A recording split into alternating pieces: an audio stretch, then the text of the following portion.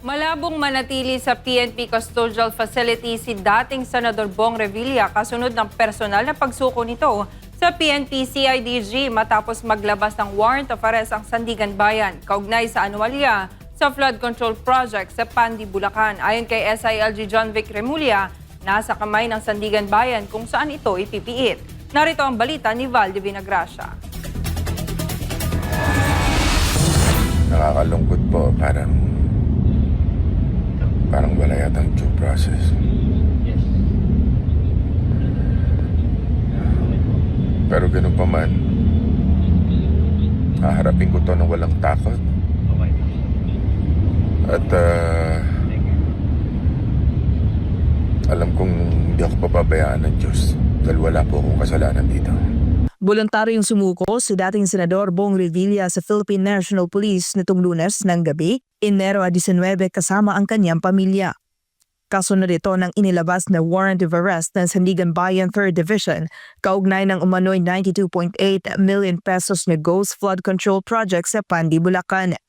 Bagamat sumuko ito sa otoridad, iginiit ng dating senador na wala itong kasalanan sa naturang akusasyon kung saan siya idinawit.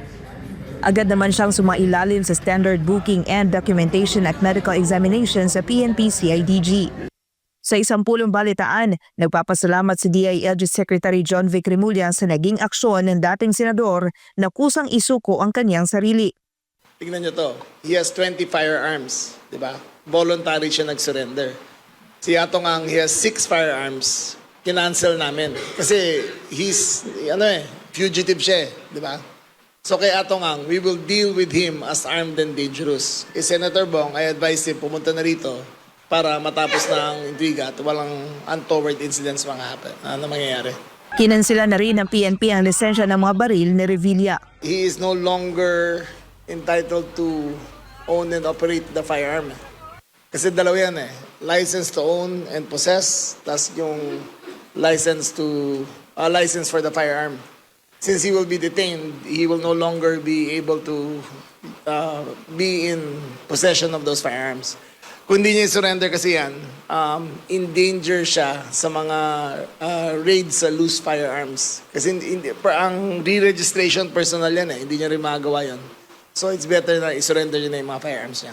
Nilinaw naman ito na malabong ikulong sa PNP Custodial Facility si Revilla dahil isa sa ilalim ang naturang building sa demolisyon para sa itatayong bagong headquarters ng PNP. Dito po sa Camp Crame ay isasara na namin yung custodial unit dahil doon nilalagay ang bagong headquarters ng itong building na to.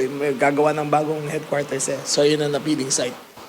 So it's about to be condemned and so bahala na ang Sandigan kung saan siya ilalagay. Tiniyag naman ni Remulla na walang magiging special treatment para sa dating senador kung saan man ito ipipiit. Umaga ngayong Martes, Enero 20, dinala ng PNP si Revilla sa Sandigan Bayan para sa return of warrant.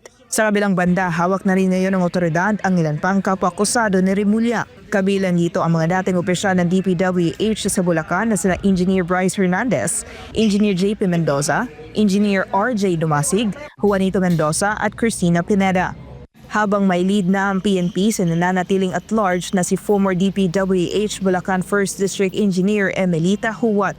Meron na, pero hindi pa namin sasabihin sa inyo, pero may leads na kung nasaan siya. Para sa Diyos at sa Pilipinas, kung mahal, ako si Val de Vinagracia, SMNA News.